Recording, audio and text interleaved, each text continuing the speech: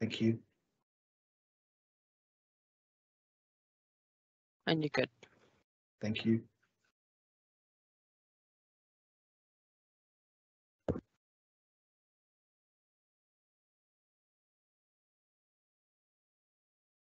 Right, we've started. Well, folks, good afternoon and welcome to this, the first meeting of the Vincent Community Board for 2022 under the challenging conditions of COVID. We are now meeting via Teams. So first order of business, we have no apologies. We do not have a public forum. So I'll now call for the confirmation of the minutes of our meeting of the 16th of November last year. Can I please have somebody move that as a true and correct? Anybody? Charlene here, Martin. I'm happy to move that. Thank you. Seconder? Yes. I'll second that. Anna, yeah. Anna, thank you. All those in favour, aye. Against, carried. Just reminding everybody about the declaration of interests that if you have any changes to your current circumstances, please let staff know. And if you have any uncertainty regarding reports that we are seeing today, please put your hand up and walk away from the table. Our first agenda item, 21.1.1, page 13 of our agenda. 21.1.2, page 16 of our agenda, Ophir Hall bathroom project, and that's Christina. Welcome, the floor is yours. Tēnā koutou, everyone. This is my first time presenting online, so let's see how this goes. The first one up is about the Ophir Hall and the bathroom renovation project that I was involved with. It came about through the successful funding application through the Ophir community for $210,000 towards a bathroom renovation. I put a lot of background within my report, and I think quite a few of the members are quite familiar with it. So the only thing I've really got to add is that I've also received a letter from Sam Lesk, the chair of the Ophir Hall Committee, and Malcolm Topless, the treasurer of the Ophir Hall Committee, and I'll just read that to the board. To the Vincent Community Board. On behalf of the Ophir Hall Committee and the community of Ophir, we wish to express our sincere thanks to the CODC and the VCB for their support and contribution to the significant upgrade of the Ophir Peace Memorial Hall over the last year. Although the Provincial Growth Fund grant obtained was effectively for a new toilet block and storage room, additional features, for example, the disability access and fire safety, were able to be carried out at the same time, which will probably not have been possible for many years into the future. We now have a facility that not only the community of Ophir can be proud of, but can also serve the wider region. The hall is now compliant with accessibility and functionality, much improved, enabling more events to be held for the benefit of the Ophir and the wider community. With the centennial of the Ophir Peace Memorial Hall fast approaching in 2026, we look forward to celebrating this 100-year milestone in great style. We would also like to pay a special thank you to Christina Martin for her support and dedication in coordinating the management of this project over the year. We welcome members of the VCB to visit the hall at any time and to see the work that has been accomplished. So that was a nice letter received from the Ophir Hall Committee representatives, and now open to the floor for any questions.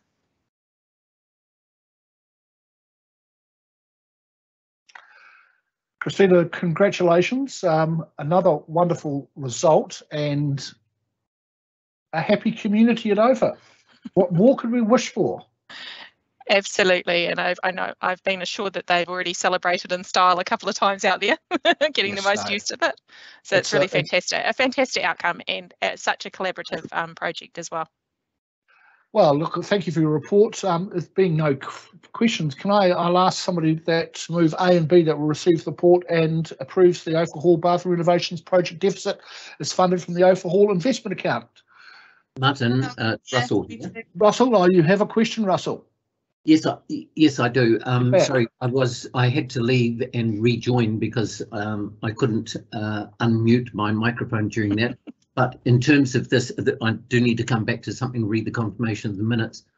But in terms of the overhaul thing, I would just like to perhaps get Christine to add with option 1, which is obviously the recommended option, also to write to the volunteer group to thank them for their contribution, and particularly I think Malcolm Topless, where it was quite clear that he managed to gain that funding within an extremely short period of time. Noted. Not a bad idea. Okay, are you quite happy to remove A and B then with that amendment? Yes. I don't think we need. I don't think we need to put the amendment in. We'll just ask Christine to write to the members on our behalf. Okay. Yeah, and particularly I think Malcolm Topless, who yes. judging by that timeline, was just absolutely fantastic. Okay, well, Russell's going to move that. Do I have a seconder? I'll second it. Roger here. Thank you, Roger. Those in favour? Against? Carried. Thank you. Now, we seem to be... no, you can't, because unfortunately we've already moved them, so you can't do an amendment, buddy. It's no, it's not an amendment to the. It's not an amendment to the minutes. It's just an item in the minutes. It said that the question of the Alexandra Rugby Football Club account would be appearing or reported back for this meeting, and it isn't on the agenda. So I just want to note that. Okay, well, yeah, no, it's noted, but we have been informed that it's being held over to the March meeting. Okay, thank you. Right, moving right along, with Christina still with us, we have item 21.1.3, page 26 of our agenda, the Clyde Theatre Group lease. Okay, so the next two reports that I'm presenting is to do with formalising occupations at the Clyde Hall, and also bringing them under the umbrella that we now have as the Community Licensing and Licensing Policy.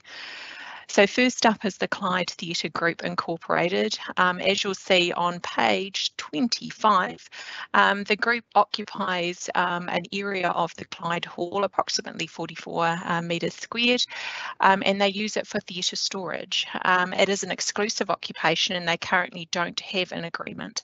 So under the Community Licensing and Licensing Policy 2021, all exclusive occupations of community groups do require a formal agreement, and that when it is exclusive it should be a lease. It's for 15 years and the rent is calculated. Let me just get to the right page here. Yep, is calculated via a formula, and the formula is 2.5% of subscriptions, less income, less any affiliation fees, plus because they are occupying within a council building, they have a share of the billing utilities. Utilities are energy, water and rates collection, and that's based upon their building area of occupancy, and both of those are calculated using the last most recent 5 years financials and averaged out. So what that all equates to is $307 per annum in the annual rent now proposed to be charged to the Clyde Theatre Group. Now, I've also had extensive conversations with the Clyde Theatre Group representatives, so they are aware of how this has come about and why they now need a lease, and they will be charged for their occupation. They've seen a draft lease document and they're happy to, at this point, happy to sign. So the reason why I'm coming to the Vincent Community Board now is just to formalise that so I can now execute those agreements. So that's a summary. So any questions? Any questions, members? It's more of a comment. I thought 15 years was a long time for the lease, but I take comfort in that you've reserved the right to terminate the agreement with 6 months' notice if it's required for other purposes. Yes, that's correct, and that's as per the terms of the Community Licensing and Licensing Policy. That's the standard term. Yeah, just one question, Christine, it's Russell here. In terms of how that's worked out on the basis of electricity and things and water, you said, is the water supplied and things into those rooms with this one? And I know the next one coming up. Oh, good question. No, I don't. I think they are all storage rooms, and I don't Storage rooms. recall there being any in the offices of the squadron either.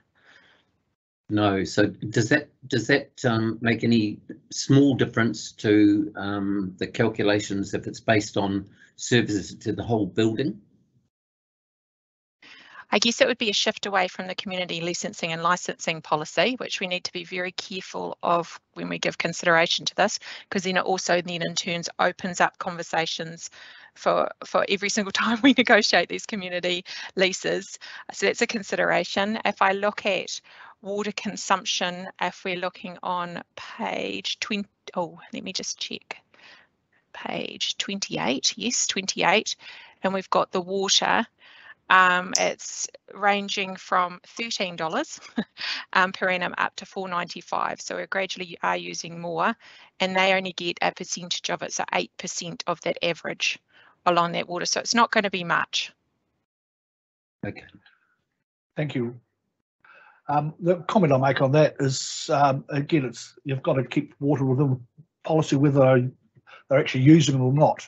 They still have access to the toilet facilities and everything else in that building, so hence they're still using it. So at 8% is not an unreasonable percentage of the total water usage being charged to them. Anybody else have any further questions? That being the answer, do I have somebody wish to move the recommendations on Lindley page here. 24? Lindley, I'm happy to move. Yeah. move. A seconder. Yeah, Roger Anna here. here. Anna, thank you. All in favour? Against? Carried. Same situation, Christina. The floor is yours. Yes, I promise this is my last report for you all. This time it is for the 50 Alexandra Squadron Air Training Corps lease. I'm considering granting them a lease again within the Clyde Hall. The area of occupation you'll see on page 32 is approximately 28 metres squared, and it's really mainly the old plunket rooms, if you are familiar with the hall, plus they have a storage container outside as well. Now they're currently on a license to occupy, and their license fee is $10 plus GST per evening meeting. Now again, when looking at this occupation and applying the Community Council's new licensing and licensing policy, community licensing and licensing policy I should say, the annual rent comes to $285 per annum, and again on that 15-year occupation with those rights to terminate for each party for the 6 months notice. So again, I have been dealing with a representative of the squadron. They have seen a draft lease and have talked to them about the community licensing and licensing policy and why it's come about to be fair and equitable and transparent for all, and they're happy to sign. So again, just wanting the board's resolution so then I can go ahead and execute the agreements. So any questions? Christina, thank you. Questions, members? There being none, I'll ask somebody to move A and B, please. I'm happy to move A and B. Roger, seconder.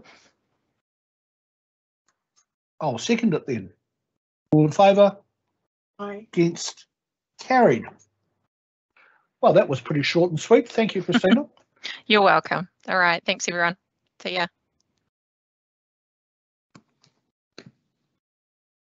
Now, our next report is page 41, Leanne and Anne, and I bet they're not with us yet.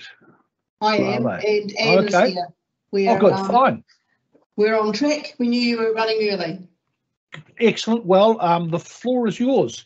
Cool, thank you. So good afternoon, everyone, and I will take the paper as read. As per some discussions, we have identified a couple of errors in the report, and if I take you firstly to page 43 in the sundry costs, you will see the, I'm trying to find it now, somewhere in here is The Vincent grants, instead of being this year is 138 with everything in it, it went to 216, and in there is a double count of 80,000 for the central stories, and that has been removed. The other thing we noted was sitting in property and facilities, which is where our biggest costs are. There was income of 21k missing in regards to hireage and meeting rooms used, so that has been added back in. The upshot of those changes is that the overall council rates drop now from 7.7 is what we were expecting them to be to 7.5 as an estimate. We have not run the final model, but that's what we believe it will be. Other than that, I haven't got a lot to add. I think the details in the report. Regarding fees and charges, the full set of fees and charges is sitting in your report from page 44 onwards, and includes anything that's specific to the Vincent Community Board, but it's got all fees and charges in it. Happy to take questions. Members, any questions of Leanne? Yes, please. Roger here. Roger? In the Vincent rates, item 2462, other reserves, Alexandra, just over $1 million. What specifically are those reserves amongst the parks and reserves? I would have to go back and drill into that, Roger, because I don't have that information on me. That I would imagine is the significant contract for doing all of the Delta contract for doing all the work that we do around the community. Okay, so it could include the green space through the middle of Clyde, for instance. In other words, it's not just Alexandria. I'm going to say I would expect so, because I cannot see any other area that says purely Clyde. So it could be that we need to look at the naming convention of that. Okay, thanks. Thank you, Roger. Any other questions? Yes, Russell here. Russell? I do. In property and facilities, you just mentioned about central stories, line item 2354. That's 68,821. What does that relate to? Sorry, in property and facilities, I don't think I mentioned anything around central stories. I was talking about central stories as part of the total Vincent grants. So central stories as its own line item is around property maintenance, and I cannot tell you specifically what that relates to. Just one moment, I might have some of that in my email. Just hang fire, please. Okay.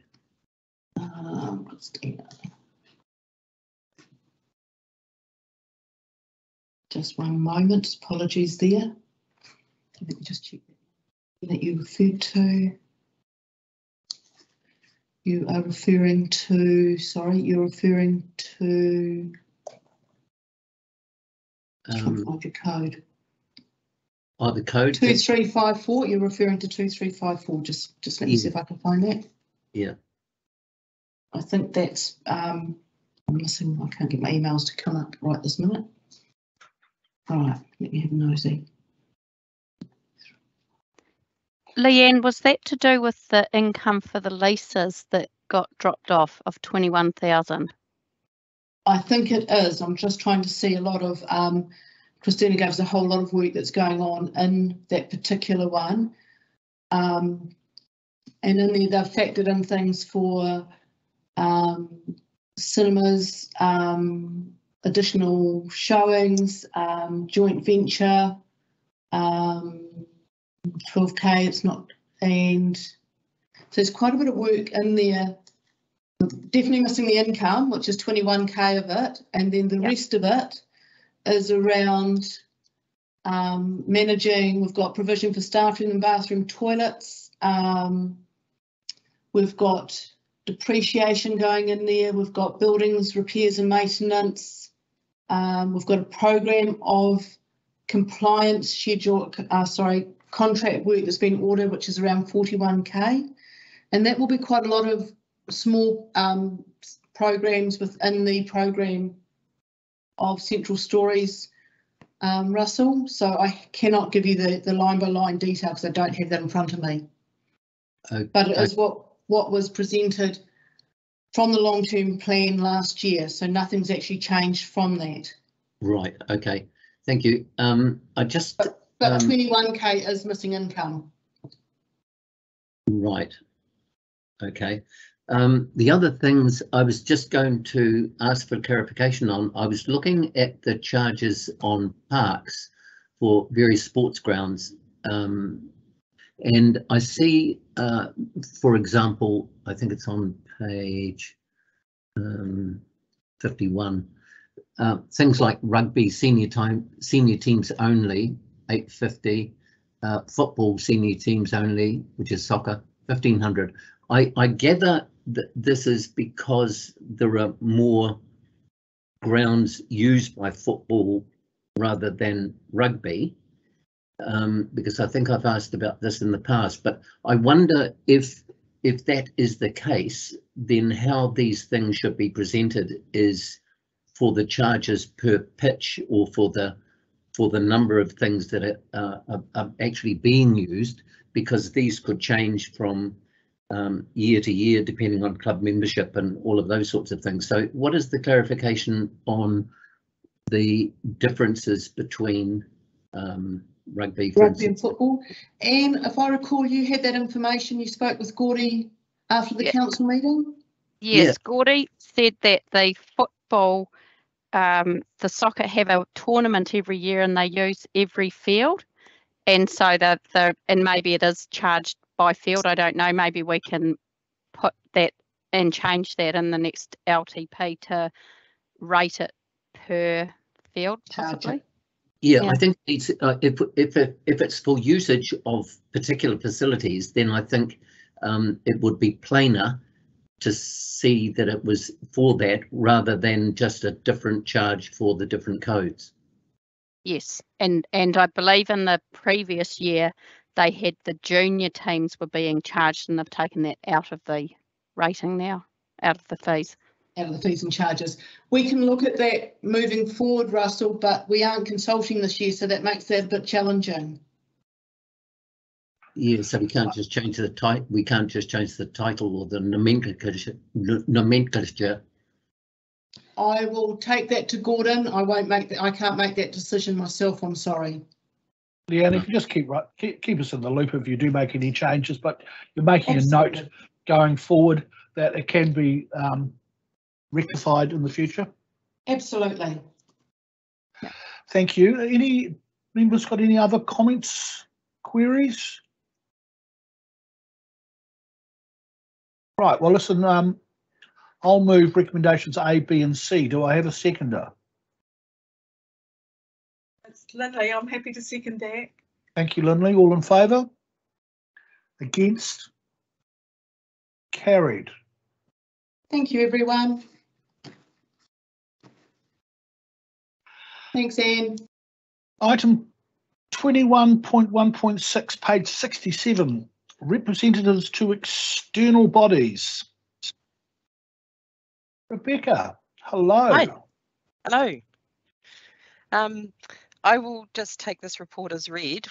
You'll recall that we had a brief workshop on this at the end of last year, and this report is trying to articulate the thoughts that came out of that to really tidy up our representation on external committees in time for the elections later this year, so that the new triennium it's all nice and tidy. So hopefully I've captured the thoughts in this report and happy to answer any questions or clarify any points that needed. Members, do we have any queries of Rebecca, please?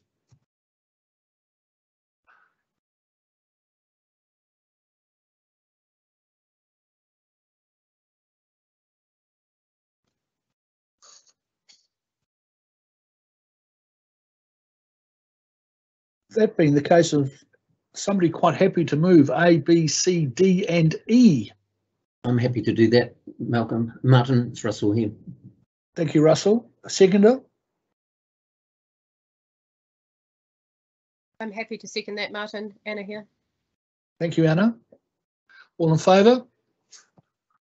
Against? Carried. Rebecca, thank you. Thank you. Your Worship. Thank you very much, Martin. Kia ora, board members. A happy new year, even though it's February now today, so we'll stop saying that because we don't have to anymore. That sounded like I didn't mean it. I did. It's just you have to let things go sometimes. First meeting of 2022 by Zoom is a portent of what we've got to come, unfortunately. And I don't know if you read the article in yesterday's ODT, but I really recommend that you do, by Bridget Delaney from The Guardian Australia. It was called A Letter to New Zealand from COVID-Ravaged Australia, and it was an on-the-ground summary of what we can expect as individuals over the next few weeks, unfortunately.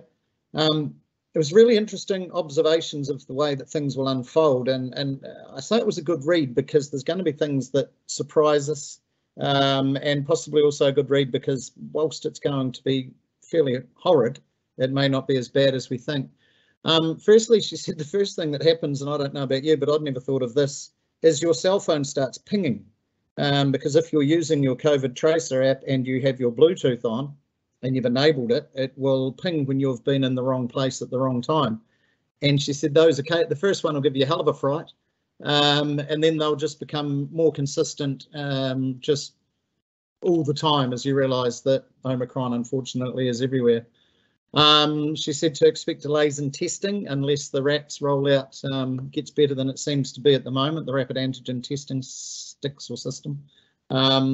The delays for the stick up the nose test are going to be significant because, as I'm sure you're aware, they can do them in batches when there's very little in the community, and then if a batch shows up with a positive result, they go through that batch. But once you've got them out of control, you can't do that method, so you actually get greatly slowed down at a time when you need the greatest capability. And she put it this way: be prepared to exit society for a period of time because social calendars are going to stop. We've already seen it with the bigger events, obviously. Everything's stopping, but smaller events are going to stop. And that's largely because people choose to stay at home. Even if they're not unwell, they don't want to go out. And that's going to have effect on our community as a whole. It's going to be different to lockdowns, though. She made the point that in a lockdown, you don't have a choice, whereas there is sort of the mental stress of having to make a decision all the time of what you do. She writes of the shock and the fear that will hit the first individual in your friends network or your workplace who tests positive, and she's saying, look, because we've lived, and particularly in New Zealand, we've lived with an almost, down here it has been, an almost theoretical fear of COVID because we haven't had it here, and suddenly it's going to be here with us, and she encourages people to support their friends in practical ways without overreacting, because by and large, everyone's going to get a bit crook to a greater or lesser extent, and then they're going to be all right. That's not to say that there won't be some who go through it harder than others.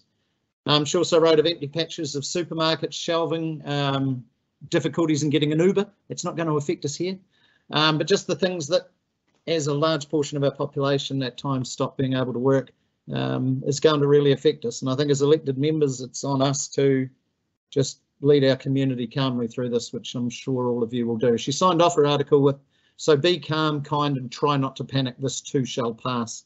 Very good advice. And I actually put it up on Facebook yesterday, and my nephew in the Gold Coast said before Christmas he didn't know anyone who had had COVID, and after Christmas he doesn't know anyone who hasn't. That puts it in context in the real world. On more positive news, the summer economically here in the Vincent ward has been pretty fantastic from what I've seen of the cafes being busy and people being around doing things. Obviously the cherry crop suffered from a lack of pickers, but there's still some fairly good numbers coming through, and the prices were good, which is important. But I think we've really got to look at the Lake Dunstan Trail for so much of what we've been able to get at a time in our country and our area's economy that it's hard to get a good news story in many ways. I talked to Janine Wood, who's the chair of the Trails Trust, yesterday just to get some sense of numbers, and she said that the feasibility study for the Lake Dunstan Trail estimated 7,000 people would use it in the first year. So in December 2021, 10,000 people used it. They're probably going to beat that in January. Who knows? We've got till May, till the first anniversary, and going back to Omicron again, that might slow us down, but that's 7,000. The sky's the limit, really, isn't it? Will we get to 100? Who knows? And it's all brought money into the ward at a time that we really need it, and particularly those businesses in the hospitality sector that are the ones that have been so hardest hit and regrettably potentially still will be with what's to come next. So we're very, very lucky to have it there. Having said that, you probably saw some heat on the council Facebook page over the course of the weekend when we announced that, or when staff announced that the lights on the Clyde Bridge will stay in place until Waitangi weekend, so the end of this weekend, not that long. A lot of people seem to have found the lights a significant inconvenience, so I took myself, it was a beautiful day yesterday, so I got away from the Zoom meetings and sat there for half an hour and just with a notepad watched, and nobody had to wait more than a minute and a half. The average wait time was a lot less than that because the person who got there in a minute and a half just timed it wrong. The people who arrived behind that person obviously were less time.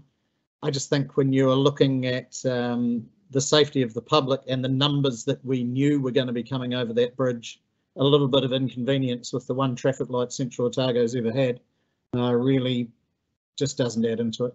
And the other wonderful thing we had going on here, I don't know if you managed to attend any of it yourselves, but was the South Island Secondary School Cricket Tournament. That was held in Alexandra at the sort of mid-January. This was just fantastic. There were, I'm trying to recall, it was either 6 or 7 wickets created across Molyneux Park and the neighbouring school grounds. And that just gave an absolutely wonderful atmosphere of having so many games, and kids were able to mingle a little bit, you know, at lunchtime and things like that. And certainly the adults appreciated it greatly. And my understanding from Lindsay Breen, who took me around, one of the organisers, and the organisers, sorry, I don't have the other names, and Lindsay would certainly not take all the credit himself. We just absolutely did a fantastic job for the community getting this running. And I spent quite a bit of time talking to other coaches and people from other schools, and they just all raved about the way it had been put together. But what we have here is the ability to all put it in one place, and there's only, I think, one other place in the South Island that can do that. Otherwise, you got one game over at this ground and one game over at that. So it was absolutely wonderful. Brings a lot of money into the community, something like that, not just straight away, but in time to come, because people come for their kids' tournament and go, gee whiz, I didn't know that was here, or I didn't know we could do that, or, you know, the weather was absolutely perfect, what a great place, and a significant proportion of them will come back and holiday at a later date. So interestingly, there were no winners of the tournament. I did watch, gosh, was it Toby Duncan? I'm trying to remember the young man's first name, but he scored a century while I was there, which was fantastic. I think the last 7 balls were boundaries to make that happen. It was just wonderful. But while there were no winners of the tournament, the Vincent ward and Alexandra in particular certainly were winners from having had it here. So well done to the organisers. And that is my report, Mr. Chairman. Thank you, Your Worship. I'll move we accept as the Mayor's report. Do we have a seconder for that? Thank you, Russell. Can I just ask a question of the Mayor? Yes, certainly can. Are there any updates, Tim, on the Three Waters, your involvement in the Three Waters committee?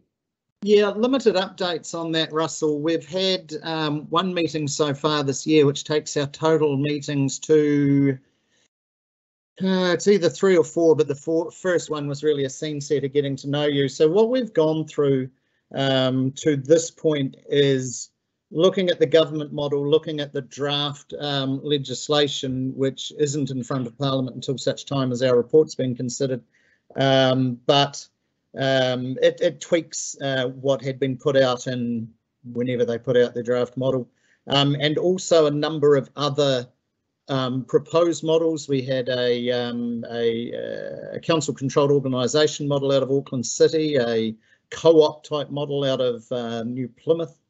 The mayors of the Hawke's Bay, there was 4 or 5, 4 of them joined together to say, here's how we could do a smaller regional model. Wellington Water Care's Auckland. Wellington Water had put together how they would do it. Wellington Water covers 5 district or city councils off the top of my head, could be 6. And so they had said, here's what we'd do if we had a blank canvas to do it all over again, and also a Ngāi Tahu model. So yeah, it was 4 meetings just as I go through that. So we've really thoroughly traversed other ideas to see if any of them will be better, or to get the best bits out of all of them. We've got 4 more meetings, full day meetings between now and when the report has to go back. They're all by Zoom now, which just adds an extra complexity because it's just harder. But who knows? I was going to say we'll get there, but I don't know where there is. There is to find a better governance model than what the government has put. We also had, we did have one other presentation of a model, and that was by the Communities for Local Democracy, which is the group of 22, I think, councils that have joined together in opposition to the Three Waters. And we've also had a presentation by Standard & Poor's, which revolves around the ability to separate the balance sheets, because that's one of the big planks of what the government is intending to do, in terms of if you have a bigger conglomeration, you've got a better balance sheet and you're not constrained by those councils spending. So at the moment, it's been an awful lot of background. I'm very nervously realising it's the 1st of February today, and knowing that we've got till the 27th of February to achieve something which is going to be very, very difficult within the time frame and within the constraints that we have in the terms of reference. It's a lot of work. We'll keep at it and we'll see where we get to. Yeah, just a further question, if I could, Tim.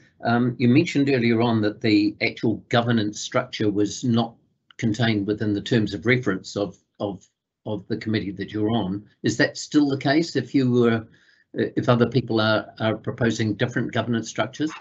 No, the governance structure is what we're there to try to find a better model of, but there are constraints around what we can do in the governance structure. So, for instance, it probably not unfair to say that there are a significant number of emails that have come across my desk and people who have stopped me who have said they don't think it's right for Māori to have a 50% say in the governance structure. And I absolutely emphasise that there's no talk of Maori ownership, but a 50% say in the governance structure. So what is in our terms of references, that ain't changing. So don't trouble yourself talking about it, because that's not going to change. And there are other things in there that that kind of constrict what we can do. It's not in our terms of reference to say this whole idea is a bad idea, make it go away. Our terms of reference are find a better governance structure that's going to make these organisations work more efficiently than what the government's proposal is. Sorry, Tim, one last thing. I really, in terms of the cricket, can't emphasise strongly enough your views on that. Is there, in terms of the economic benefits to the district, had there been any sort of calculations made in regard to a tournament like the tournament that was held at Molyneux Park versus sometimes the ones that we are given in support of a one-day professional cricket fixture? Well, Nick Lannon, I was just seeing if our economic development manager, Nick Lannon's there, but he isn't. He would be able to give more intelligence than I would. But when you look at the number of kids that were there, so I think, don't quote me, I'm pretty sure it was 7 fields. So you've got 7 fields all operating at 7 wickets all operating at the same time. So you've got 7 times 11 times 2. Your maths will be better than mine, Russell, but that's sort of around about 150 kids. Throw it probably one parent at each of them. Excellent, Wayne. Perhaps Nick might be able to help with a broader perspective, but you throw in one parent on top of it, at least, 2 or 3 school teachers and coaches. You're probably looking at, what did I say, 70, a couple of hundred people staying for 5 or 6 nights, 4 or 5 nights. I know that they were going away doing things in their off time. I think the Kiwi Water Sport Park and Highlands did quite well out of it, but that's all part of the district. So I don't have an accurate figure, but you compare that to, and that's all staying in hotels or motels or camping grounds or some form of accommodation. The night and day shares would certainly have gone through the roof from the number of kids I saw outside the night and day drinking slushies that week.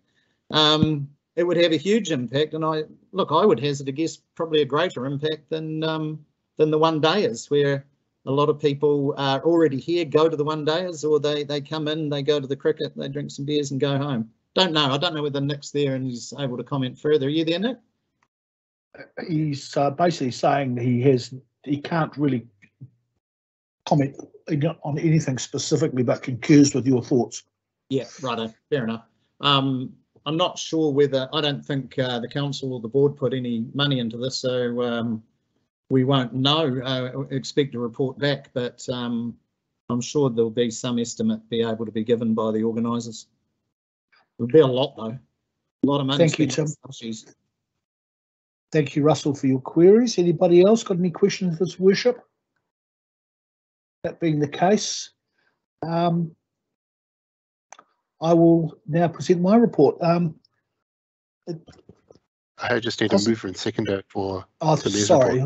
report. I'll move Tim's report and Russell will second. Thank you. Chair's report.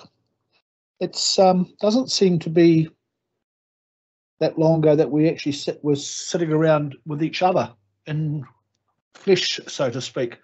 And I just want to reiterate some of the comments Tim made about this, what we're facing. Our communities will be looking forward to us offering some assistance where we can, and it's a bit of a grey area we're going into, having really no hard knowledge or experience of what it's going to be like to be in a pandemic situation where a good chance 50 to 60% of our community are going to be sick, and how sick we don't know. It's just a case, I think, of all of us being vigilant and being aware.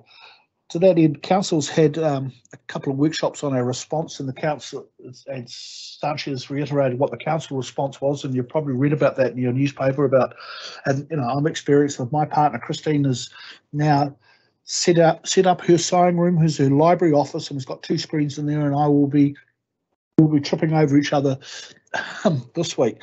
A lot of business as usual from my perspective.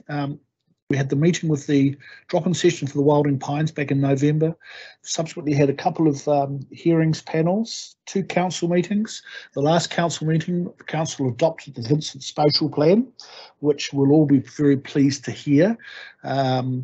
It was unanimously accepted, and we were brought up to speed by on the steps going forward, and there's already work going on behind the scenes now as far as changes to the plans, and to allow more comprehensive builds in and around Alex and Clyde. So a huge amount of work, and we now have a result, and you'll be opportunity to talk to staff later on today and get some updates on that. Hearings panels still busy, still dealing with lots of subdivisions. Again, a very big agenda for next week. There doesn't seem to be any hint of things slowing down, and the year ahead is going to be challenging, but I think exciting from the planning perspective. On the personal front, well, I think, as many know, my darling daughter's gone off to university, and Christine's finally realised she's stuck with me now, which is going to be entertaining. Yeah, I think that's about it from me. Have anybody got any questions? There being none, I'll move my report. Can I have a seconder? It's Lindley, I'll second that. Thanks, Lindley. Okay, now working through, I'm going to go starting off with Charlene and for your members' reports. Awesome, thank you. Kia ora. It's been a bit of a busy old summer, really, quite exciting. Across the district, we hosted once again the South Island Titles for BMX. This was held in Cromwell, but the benefits went across the district, so there was over 700 riders registered. It was a fully vaccinated event. and each rider had between 2 and 3 supporters with them. We ran out of accommodation in Alex and Cromwell, and they even had to start staying in Queenstown, and they were here for, most people were here for a good 7 to 10 days, so that's quite a bit of exploring that they've done in our district, which was fantastic. I absolutely agree with the Mayor. The Lake Dunstan Trail has been getting a hammering over the summer. Spending some time at the lake myself. Something really awesome was great to see the Coast Guard out. They were giving away fantastic packs to our boaties who had all the right gear on board with them, and just chatting and just having a real presence out there was awesome. I guess one of the disappointing things I noticed that coming off the trail, people taking their helmets off and riding all around that camping area and actually to the bridge without helmets and actually all over the road. It's really busy around there over that Christmas summer holiday time, and yeah, there was so many dangerous moments around that. I just wonder if we need to make sure we've got some good signage around there. Back at work, and once again, housing is still an issue for our vulnerable families and young people, and a lot of people who are coming here to work are just talking with people who just can't get rentals, so may have to move on. And what was the other thing? Oh, Blossom Festival starts back again, first meeting for the year tonight as we plan and see what we can do. Obviously all dependent on COVID. That's me. Thank you, Charlene. I'll move all members' reports when they're finished. So, Anna. Thanks, Martin. Kia ora. Not too much to report from me. December, I had a few meetings. I was lucky enough to attend the Landsar end of year barbecue, and it was really great to meet some of the volunteers of this organisation. Yeah, one of those vital but often unseen organisations who do really great things for us in keeping our community well and safe. I was lucky enough to attend the Cromwell Primary farewell assembly for their principal, who has been there for 14 years and has retired. Wendy Brooks has been a wonderful inspiration there, and it was really, really cool to see such an incredible send-off by the entire school. And I don't think there was a dry eye in the audience, so it was lovely to share that with them. I attended Art at the Packing Shed in mid-January, and it was really very well attended, it would seem, and it's such a lovely venue, and it was great to see our local artists showcasing their talents there. And a couple of other things. Personally, I've been enjoying the Matangi Bike Park this summer, sweating it out there. Even in the cool of the evening, it's still hot out there, but it's really awesome. There's great signage, and the styles make getting over those fences just a wee bit easier, and it's cool to see so many happy people out there enjoying such a glorious space. So I've been feeling very privileged to enjoy that, and my family and I have been enjoying lake time, and yeah, I concur with Charlene that the cycle trail has been getting an absolute hammering, and it's awesome to see so many people enjoying it. And lastly, living close by to Butcher's Dam, quite sad to see that cyanobacteria notification come out a couple of weeks ago now, I think it is, but making that a difficult place, or just making it a place where people certainly with dogs anyway, are probably not so keen to be enjoying that space anymore. Thank you, Anna. Ian.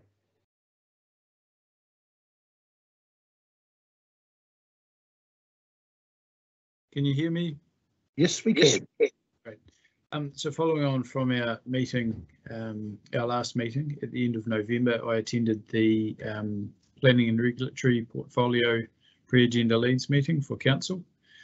Some interesting discussion was around the new methodology being used to assess earthquake-prone buildings, and this should mean that the number of buildings identified as earthquake-prone will decrease from around 300 to around 160. And once these have been identified, the owners will have 12.5 years to rectify any issues identified here. At the beginning of December, I attended the Audit and Risk Committee meeting.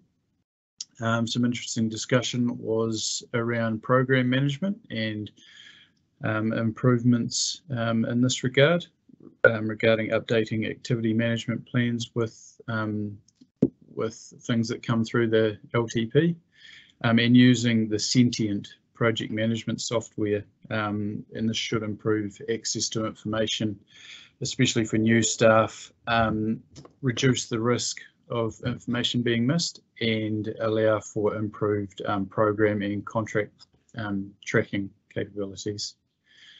Following on from this, there was a presentation by Treasury from Bancorp, and they outlined that the biggest risks to the New Zealand economy are logistics, supply chains, government regulation, inflation and staff shortages, especially in local government. Probably not much of a surprise to any of us.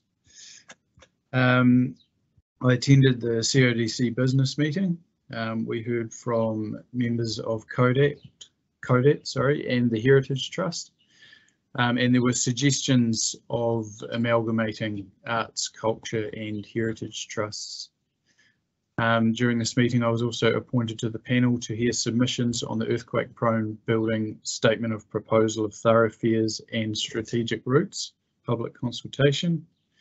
And then following on from this, there was a grants workshop, and some interesting discussion here was around the difficulties of increasing costs and declining volunteer force for some groups that are coming to council for funding. On the 14th of December, I attended the residential plan change workshop, and some interesting discussion here was the government's new national policy statement, saying that you cannot require off-site parking in your subdivisions. So this will in effect allow for narrower streets and effectively create a one-lane road when cars are parked on both sides of a street. Although Louise mentioned that you can make it an assessment matter, so that there could be ways around that issue. And on the 12th of January, I attended the CODC Planning and Regulatory Portfolio Pre-Agenda Leads meeting. Discussion was around the adoption of the Vincent Spatial Plan and the Alexandria Airport Master Plan.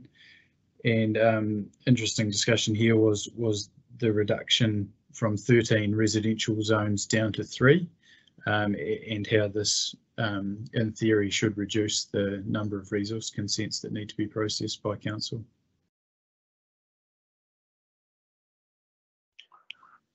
Thank you, Ed. Roger. Thank you, Martin. Going right back to November, I ran a planning session for U3A in 2022, and that was on the basis of starting those sessions in those talks in April. I think in retrospect that was a little bit ambitious. I think that COVID will be well and truly working its way through our community, and I think we'll be looking at starting significantly later in the year than that. I had a number of end of year meetings of various organisations. One of those was the Alexandria District Museum Incorporated, and we had the newly appointed manager, Manisa Fenton, attended that board meeting. I think I was very impressed by Manisa as an appointment to the Central Stories Museum, and I think she will be a real asset to them. I went to a performance at Central Stories by the Waiata Theatre, and this attracted a large and enthusiastic audience. That was a good night. I went to the Art in the Packing Shed at Ernsklu. It was very well supported, also excellent weather. And of course, New Zealand having moved to Code Red, that's changed, put a damper on so many events I'd been scheduled to perform in the Dunedin Town Hall in March. Well, that's been canned to an unknown time, and perhaps not until 2023. Other organisations I'm with have had to cancel or postpone. The other thing I wanted to mention was that during the last months, we've had a disappointingly high number of power outages from our power supplier, i.e. Aurora, and some of those have been for significantly long periods of time, as in over half a day. No explanation, nothing to do with the weather because it's been quite calm at the time. So it makes me wonder how viable our society would be based on purely electricity as a source of energy. It does worry me that is a significant feature of the Climate Change Commission report, the complete 100% dependence on electricity when the electricity supply is that unreliable. Right, thanks. Thank you, Roger. Yes, Aurora. Russell, last but not least. And Lindley also. Oh yes, and Lindley, sorry. Right. I also attended the planning meeting for the U3A program along with Roger. And also the drop-in session for the half-mile tree issue, which I understand will be talked about a little bit later on in the non-public part of the meeting. I attended a board meeting of the Heritage Trust and also the Dunstan Golf Club AGM.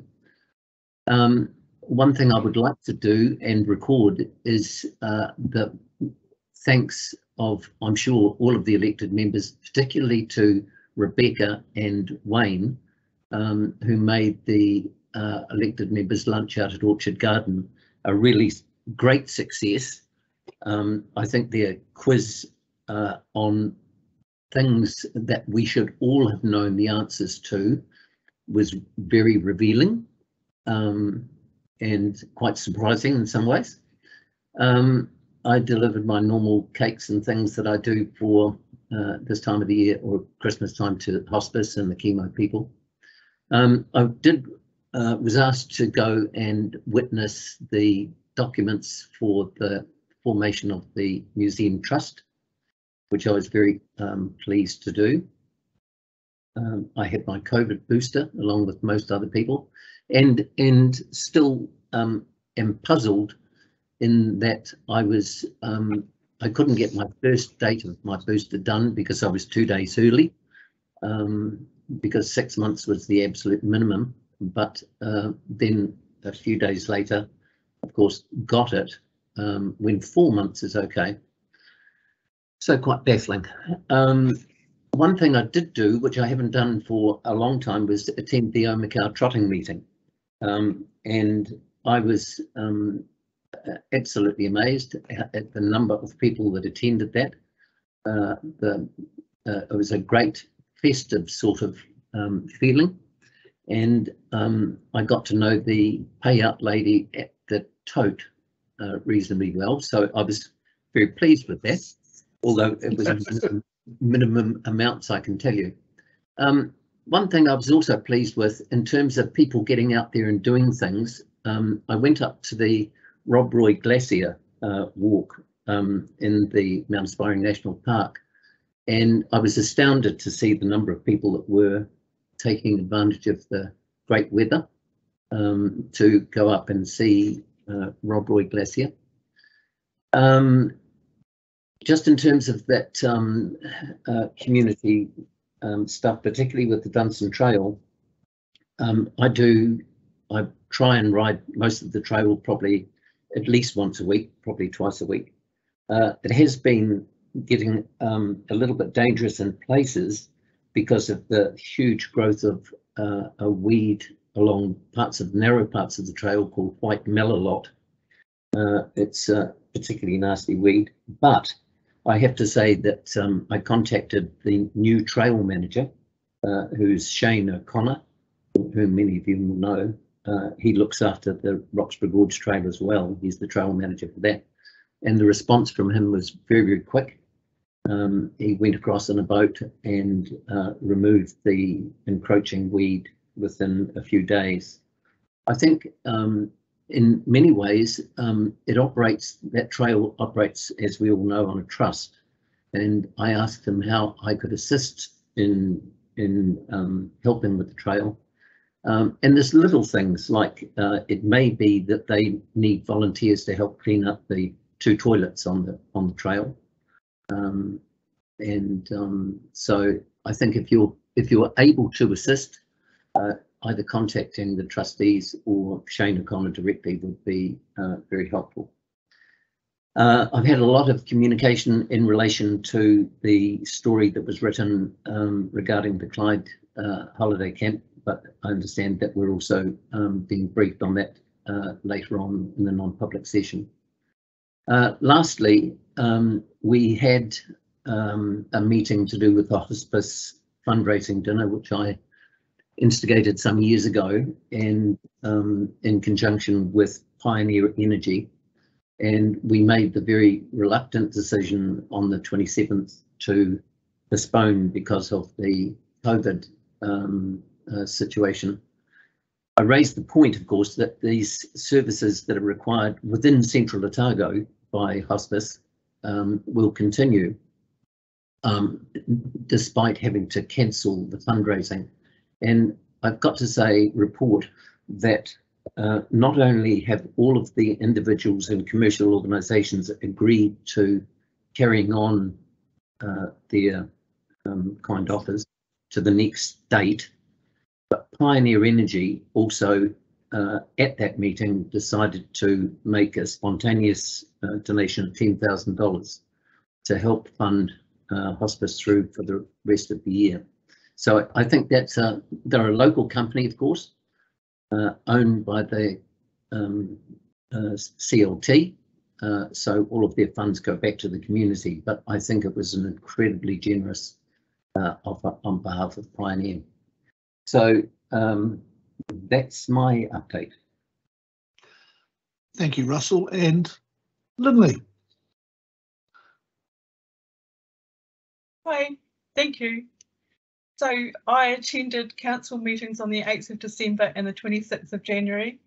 We had an informative talk in the public forum by Bess Carbine from the Salvation Army, Pam Hughes from the Central Otago Budgeting Services, and Sandra Shuton from Combined Churches Food Bank, an awesome team that look after all aspects of need in our community, from providing food parcels to assisting to find emergency housing and supporting applying for grants through WINS and other agencies. So that was really informative and great team.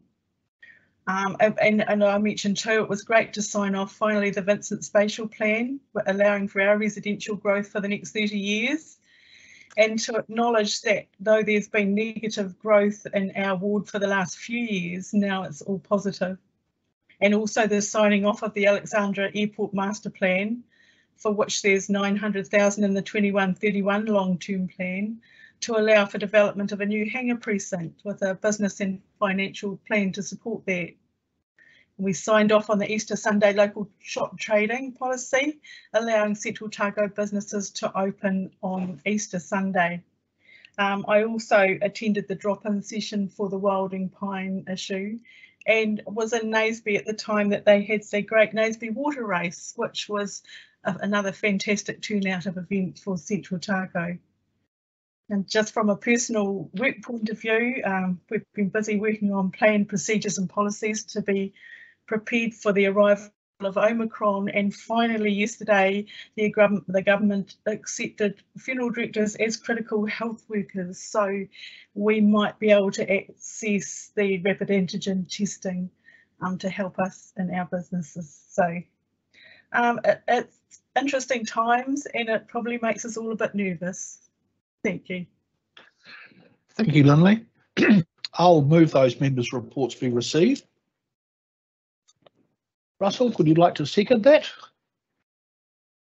Happy to do so. Thank you. Moving on.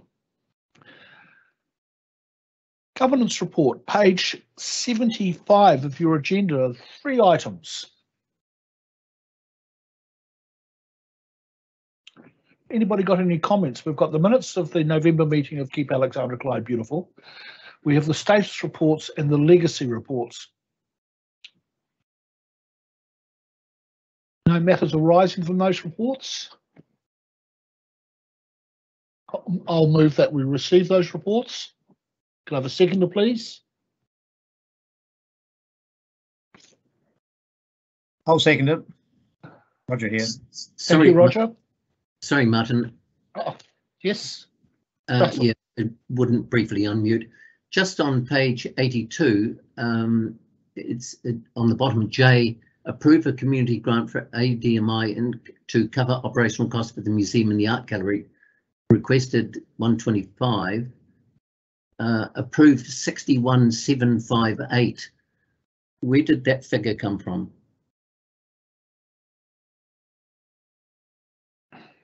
I understood that we approved 80,000.